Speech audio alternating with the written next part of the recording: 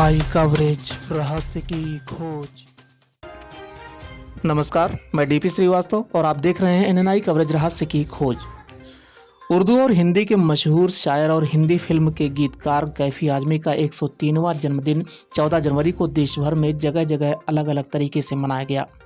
UP के आजमगढ़ जिले में कैफी की जन्मस्थली मिजवा और राजधानी लखनऊ में कैफी अकादमी में भी उनकी यौम पैदाइश मनाई गई। बहराइच जनपद में नानपारा के मशहूर शायर व साहित्यकार शारिक रब्बानी की आवाज़ पर कैफी आजमी का जन्मदिन पर नशिस्त आयोजित की गई। इस मौके पर श्री रब्बानी ने बताया कि नगमा निगार कैफी आजमी का जन्म 14 जनवरी 1919 को उत्तर प्रदेश के आजमगढ़ जिले के छोटे से गांव मिजवा में हुआ था। कैफी आजमी का असली नाम अख्तर हुसैन रिजवी था। कैफी आजमी ने अपनी पर्शियन और उर्दू की पढ़ाई भारत छोड़ो आंदोलन के समय 1942 में छोड़ दी थी। इस दौरान वह कवि के रूप में काफ़ी लोकप्रिय हो गए थे। कैफी प्रगतिशील राइटर थे। उन्होंने शौकत आजमी से शादी की थी, जिनकी बेटी बॉलीवुड और एक्ट्रेस शबाना आजमी है। कैफी ने महज 11 साल की उम्र में ही अपनी पहली गज़ल इतना तो ज़िंदगी में किसी के खलल पड़े लिखी थी। वह काफ़ी मुश्किलों के बाद उस मुशायरे में शामिल हुए थे। वहाँ उन्होंने कुछ गज़लें सुनाई जिनकी लोगों ने जमकर तारीफ की। कैफी ने फिल्मों में गीतकार, लेखक और एक्टर के तौर पर काम किया है। उन्होंने साल 1951 में रिलीज हुई फिल्म बुज़दिल के लिए अपने पहले लिरिक्स लिखे थे। आज 103वां जन्मदिन है कैफी आजमी साहब का। कैफी आजमी के पैतृक निवास मिजवा आजमगढ़ मेरा कई बार जाना हुआ है। कैफी आजमी की सबसे बड़ी खुसूसियत ये है कि उन्होंने जो शायरी की उसके अलावा समाज के लिए बहुत काम किया। आज मिजवा में पहले कभी कोई सड़क नहीं थी, कोई रास्ता नहीं था, कोई हॉस्पिटल नहीं था, कोई पोस्ट ऑफिस नहीं था, लोग जा नहीं पाते थे। आज वहाँ पर आपका एक इंटर कॉलेज है और कंप्यूटर सेंटर है और लड़कियों के लिए तमाम सिलाई कढ़ाई केंद्र बना रखा है। पोस्ट ऑफिस भी हो गया और आपके हॉस्पिटल भी हो गया, सब कुछ हो गया। और बिजवा में जो कुछ भी है वो कैफी आजमी साहब और शबाना आजमी और जावेद अख्तर साहब और जो है बाबा आजमी की ही देन है। और उनमें सबसे बड़ी बात यह है कि वो जो है गंगा जमनी तहजीब को सबसे ज़्यादा पसंद करते थे। हैं आज मिजवा में शबाना आजमी आती हैं जब भी, तो वहाँ लोग इकट्ठा हो जाते हैं अपनी अपनी समस्याओं को लेकर, और फिर वो उनकी समस्याओं को लेकर वो अपने वहाँ के आजमगढ़ के जिलाधिकारी और तमाम और जो अधिकारी होते हैं उनसे मिलती हैं और उनको बताती हैं। तो इस तरह का काम जो है बहुत कम लोगों ने किया है। नशिस्त की सदारत शायर शारिक रब्बानी ने की, जबकि संचालन जनाब मसूद साहब ने किया। नशिस्त में जनाब हयात ने गीतकार कैफी आजमी की एक गज़ल भी पेश की।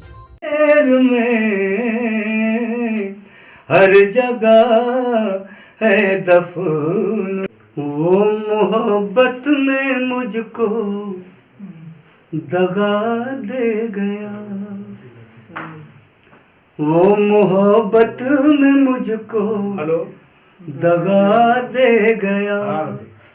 उसको देना था क्या और क्या दे गया, वो मोहब्बत में मुझको दगा दे गया।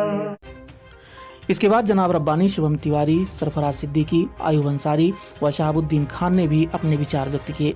रचनाकार डीपी श्रीवास्तव एडवोकेट ने भी कैफी आजमी को याद करते हुए अपनी गजल पढ़ी।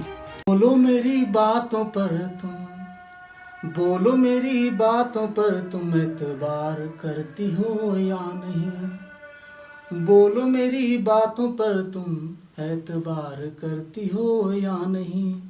शक है मेरा तुम, शक है मेरा तुम इंतजार करती हो या नहीं। तेरे दिल में बसी थी जो मेरी धड़कन है दिलरुबा, तेरे दिल में बसी थी जो मेरी धड़कन है दिलरुबा। सुन के बताओ तुम अब प्यार करती हो या नहीं, सुन के बताओ तुम अब प्यार करती हो या नहीं। सुनो अब याद करके मुझे, सुनो सुनो अब याद करके मुझे, ऐसे अश्क ना बहाओ तुम, अब याद करके मुझे ऐसे अश्क ना बहाओ तुम।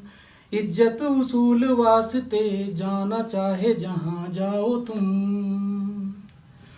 रहे खुशबू मेरे तन में तेरे गेसुओं गुलाब की वफा, रहे खुशबू मेरे तन में तेरे गेसुओं गुलाब की वफा, होगा मिलना अगले जन्म बस वादा ये निभाओ तुम, बहुत बढ़िया, बहुत होगा मिलना अगले जन्म बस वादा ये निभाओ तुम। शुक्रिया। इसके अलावा नशिस्त के दौरान कैफी आजमी के काफ़ी करीबी रहे उनके घर के केयरटेकर गोपाल सुवेदी ने फ़ोन पर बात की और कहा कि कैफी साहब बड़े ही नेक दिल इंसान थे।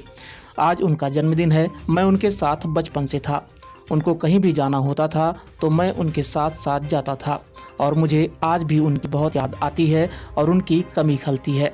मेरे लिए एक माँ बाप हैं जिन्होंने मुझे पैदा किया और एक वो थे जिन्होंने मुझे पाल पोस कर बड़ा किया। वो मेरे लिए मेरे अब्बा अम्मी थे। आज वो इस दुनिया में नहीं है, पर मुझे लगता है कि उनकी रूह और उनकी दुआएं आज भी मेरे साथ हैं।